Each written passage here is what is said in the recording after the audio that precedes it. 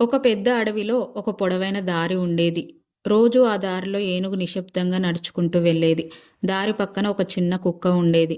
ఏనుగుని చూసినప్పుడల్లా గట్టిగా అరుస్తూ, పరిగెత్తుతూ చుట్టూ తిరిగేది. నేను కూడా ఉన్నాను చూడు అన్నట్లుగా అరిచేది.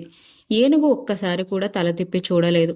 ఒకరోజు అడవిలో చాలా గాలి వీచి చెట్లు విరిగి దారికి అడ్డుగా పడ్డాయి. అన్ని జంతువులు గందరగోళంలో ఏ దారిలో వెళ్ళాలో తెలియక ఉన్నాయి. అప్పుడే ఏనుగు ముందుకు వచ్చి తన బలంతో చెట్లను పక్కకు నెట్టింది. దారిని క్లియర్ చేసింది. అన్ని జంతువులు ఆ దారిలో సంతోషంగా వెళ్ళాయి. కుక్క రోజు అరిచింది, కానీ ఏం చేయలేకపోయింది. ఏనుగు ఎంత బలం ఉన్నా కుక్కని ఏమనలేదు. నిశ్శబ్దంగా ఉంది. ఆ రోజు కూడా దారి చూపించి నెమ్మదిగా నడిచి వెళ్ళిపోయింది. మన చుట్టూ కూడా ఇలా అరిచే వాళ్ళు ఉంటారు. మన దారిలో మనం వెళ్తున్నా కావాలని మాటలు అని బాధ పెడతారు. కానీ అలాంటి వారిని, అలాంటి మాటల్ని పట్టించుకోకూడదు.